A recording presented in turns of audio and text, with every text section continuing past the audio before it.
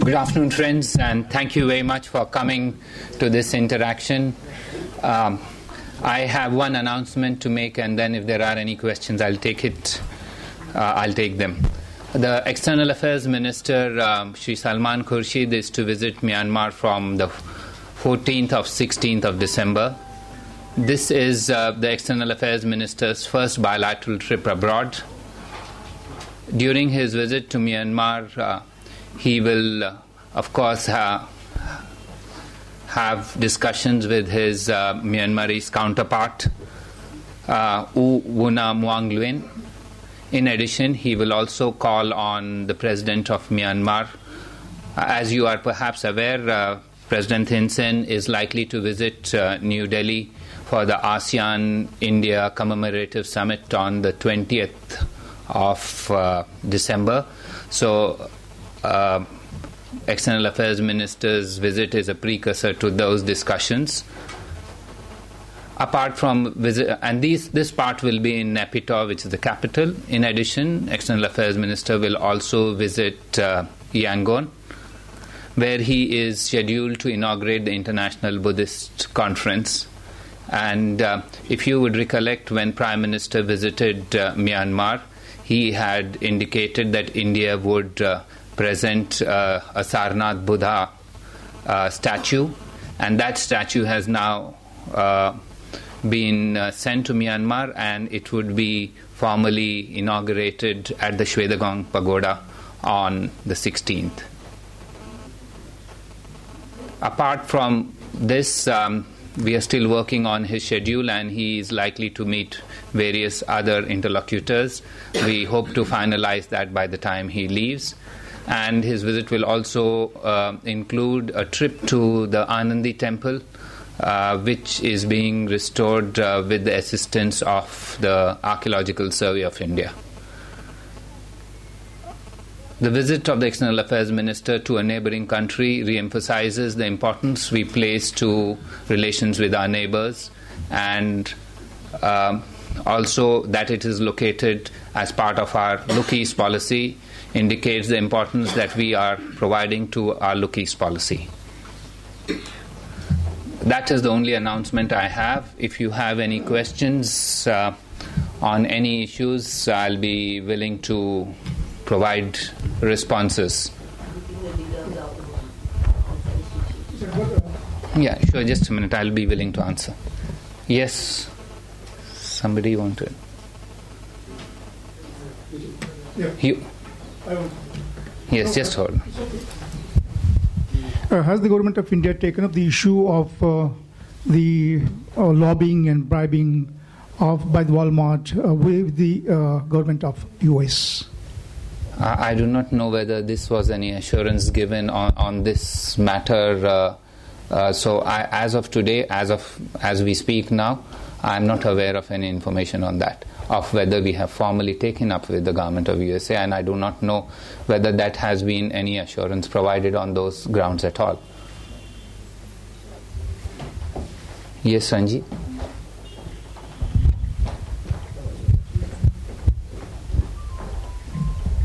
The Chinese ambassador in Kathmandu has met the Indian ambassador. He said that he's in constant dialogue with the Indian ambassador. So what is exactly going on between China and India over Nepal? I have no understanding of if an ambassador of a friendly country meets our ambassador in a capital. I don't know whether that's a requirement to be reported on. It's normal for Indian ambassadors in various countries, not only in Nepal but elsewhere, to meet with various other ambassadors, including the Chinese ambassador. There is no such restriction or limitation on such contacts. Same question. Is he going to meet Aung San Suu Kyi? As I said, we are working on his program in Yangon as yet. His program in Yangon is structured around his visit for the opening of the International Buddhist Conference, and it is our intention that a request will be made to meet Aung San Suu Kyi while he is there.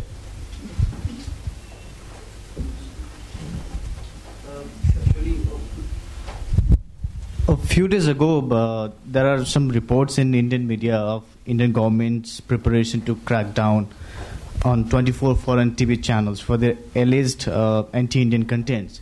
So are you in stage of confirming this, and if so, what is its status? And I'm also surprised to see two prominent TV stations from Nepal in that list. Do you have any strong evidence of their being airing anti-Indian contents? I would refer to you to an answer which has been provided by Ministry of Information and Broadcasting on this to the Lok Sabha on the 4th of this month. But I will also provide information on that. And that answer indicates that under our laws, you require permission for downlinking of TV channels to India. There are approximately more than 90 TV channels which are of foreign origin which are downlinked legally in India.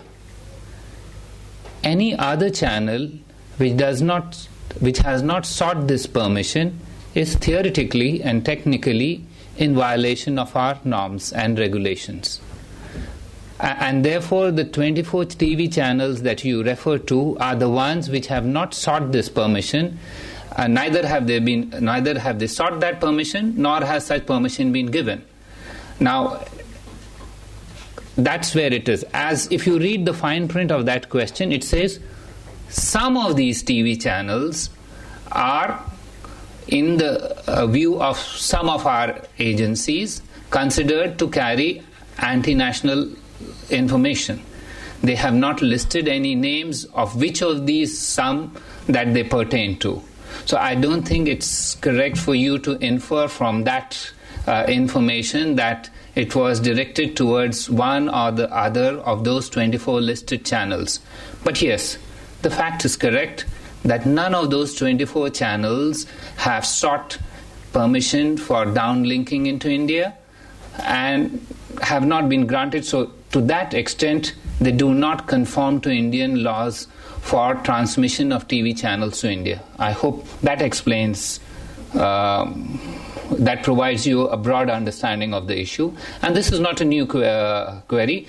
If you look at the responses by our Ministry of Information for the last 3 years, the list is approximately the same. One or two of those over a 3-year period have subsequently sought permission and been granted permission for downlinking, and therefore they do not appear in that list.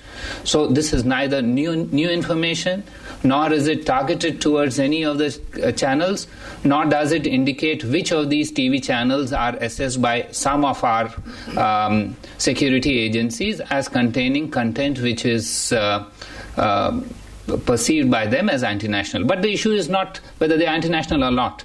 The issue is that they do not conform to Indian regulations, and they are in violation of that. You mentioned this 90 figure is 90 Pardon? channels? More than 19 channels are legally permitted to downlink into India. 90 foreign TV channels are legally have applied for downlinking into India, and they are available for either through our cable operators or through other mechanism through DTH, etc. The others are not in conformity with our requirements for downlinking into India. Yes, Shubhaji? Sir, I understand that the one of the lobbying firms, Patton Boggs, had been hired by the Indian Embassy in the US to lobby for the nuclear deal. Now, I want to understand if the firm is still being hired by the Indian Embassy for its services, and how much has the Indian government paid on lobbying to this particular organization. Thank you. I will check that information, whether it is still being utilized by the Government of India or the Embassy of India, because this is done on a year-to-year basis. As regards the amount, I do not know whether we could disclose that, but I'll try and see, and we will pass on that information to you should it be available easily. Yeah, Geeta? Any update on the nurse who was found dead in the United Kingdom? Did the family get in touch with the mission at all? And if I could add another question. One question only. Let me answer that question. Yes, it's a sad and tragic occurrence with which all of us sympathize. In these matters, as you are aware, it's the direct family which makes the decision of how they would like to proceed further. In this case, I would like to assure you that our High Commission in London stands ready to assist should a request be made. As of today, we have not received any requests from any of the direct family members, either at the High Commission of India in London or the Ministry of External Affairs in Delhi. But that said, we stand ready to assist in whatever manner we can for what is undoubtedly, we all accept, that is such a tragic, sad event.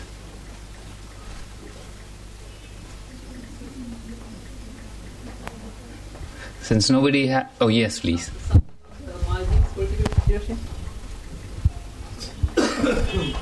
What would you like me to answer on that? What is happening now is not very clear. And what's India's part on the recent development? Well, the ousting of the new president, there were some reports that it was I don't know. As far as we are concerned, if it's an issue that you are referring to, the GMR issue, if that is what you want, we made our position clear that we hope and expect that this will be taken to its logical conclusion in legal terms. As regards everything else, our High Commissioner is in touch with all stakeholders, including the President and others in Maldives, and I have no further specific information that I could share with you which would elaborate on the political situation, because it is not our practice to comment on the political situation in a country. Anyone else? Yes, Rajiv.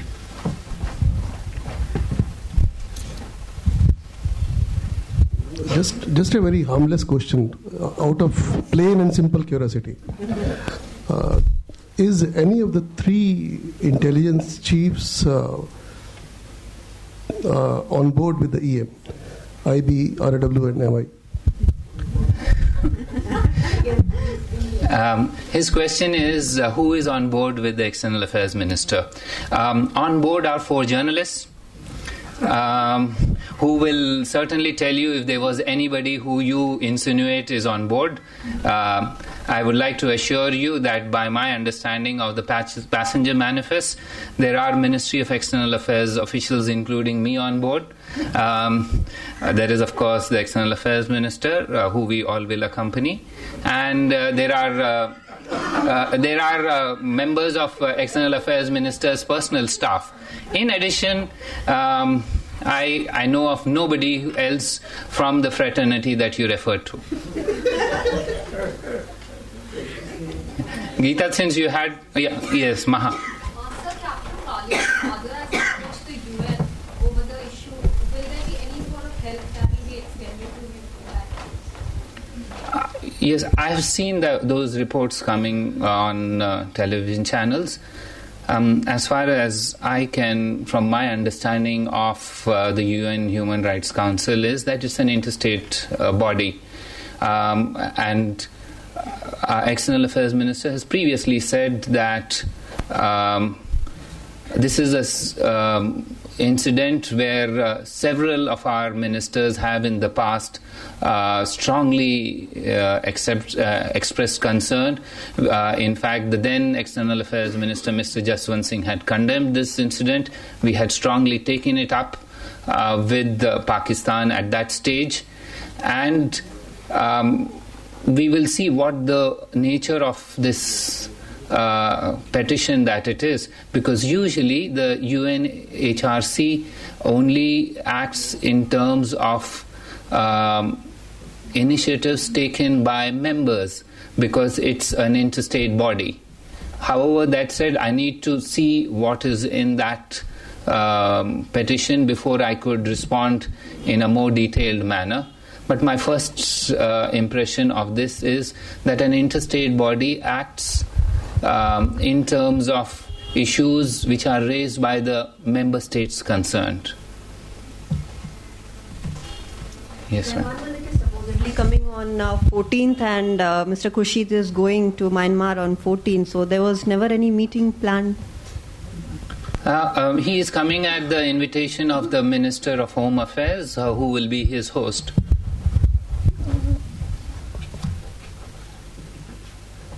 Well, thank you very much.